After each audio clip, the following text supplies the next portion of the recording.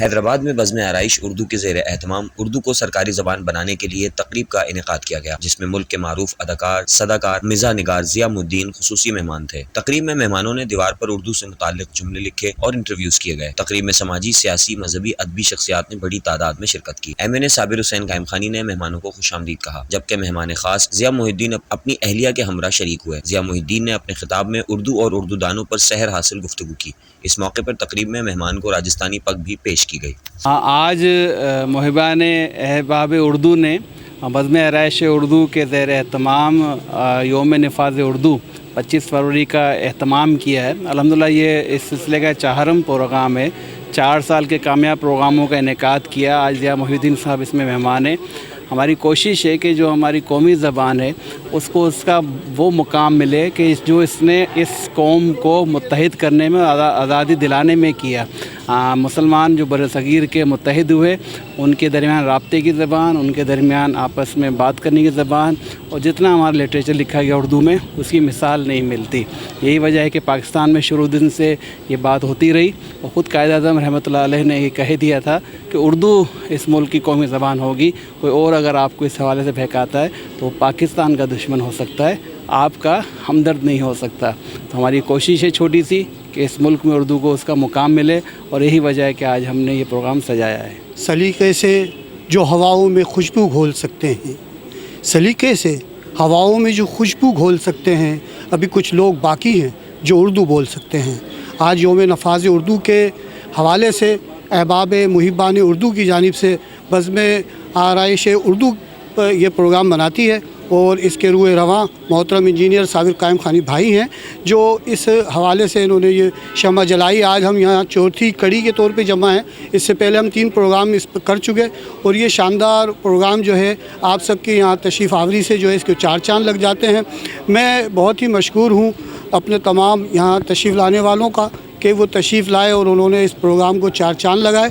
اس کے ساتھ ہی میں یہ عرض کروں گا کہ یہ چونکہ آپ کو جیسے کہ علم ہے کہ یوم نفاذ اردو یہ 1948 کو 25 فروری کو حضرت قائد اعظم محمد علی جناح نے بھی فرمایا تھا کہ اردو قومی زبان ہے، اور ہم درخواست کریں گے آپ کے چینل کے حوالے سے کہ برائے مہربانی سے پورے پاکستان میں قومی زبان کے طور پہ رائج کیا جائے۔ تمام کورٹس میں، تمام قانونی جگہ جہاں پہ بھی آفیسز وغیرہ ہیں اس میں تمام میں اردو کو رائج کیا جائے۔ بہت شکریہ۔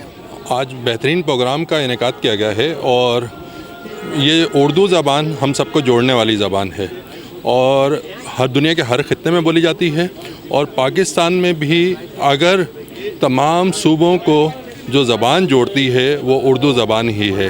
علاقائی زبانوں کی اپنی اہمیت ہے، لیکن اردو زبان قومی زبان ہے، اور اس کو قومی سطح پر، ہر سطح پر نافذ ہونا چاہیے۔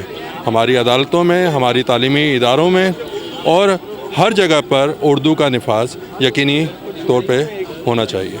آج کے اس پروگرام کے حوالے سے اگر بات کی جائے تو میں قابل تقلید قرار دیتا ہوں، قابل سلام قرار دیتا ہوں، قابل ستائش اور قابل تعریف قرار دیتا ہوں ان تمام احباب کو اور افراد کو اور اشخاص کو جنہوں نے آج کے اس پروگرام کو مرتب و منظم کرنے میں بڑا کلیدی کردار ادا کیا ہے، جس میں صابر قائم خانی بھائی تو واقعی اس معاملے میں بہت آگے ہیں۔ میں سمجھتا ہوں کہ اس پورے جماعت کی، جسے ہمارے نوجوانوں نے ایک جماعت تیار کی ہے، اس کی ماشاءاللہ وہ امامت کر رہے ہیں۔ اور میں یہ کہتا ہوں کہ دیکھیں، ایک دن ایسا انقلابی دن ایسا نظر آتا ہے جو آرائش اردو کے نام لے کر آگے بڑھا ہے، اور اس کے ذریعے ہم کیا کچھ حاصل کر رہے ہیں۔ نمبر 1 یہ کہ اردو پاکستان کی قومی زبان ہے، یقیناً ہے، پاکستان کے رابطے کی زبان ہے، تو اس کے نفاذ کی کوششیں کیوں نہیں؟ تو اس کے نفاذ کی کوششوں میں جو کام اس وقت ہو رہا ہے وہ تاریخ ساز ہے۔ گزرے ہوئے جب یہ وقت گزر جائے گا تو پھر اندازہ ہوگا کہ یہ تقاریب کتنی اہمیت کی حامل رہی ہیں۔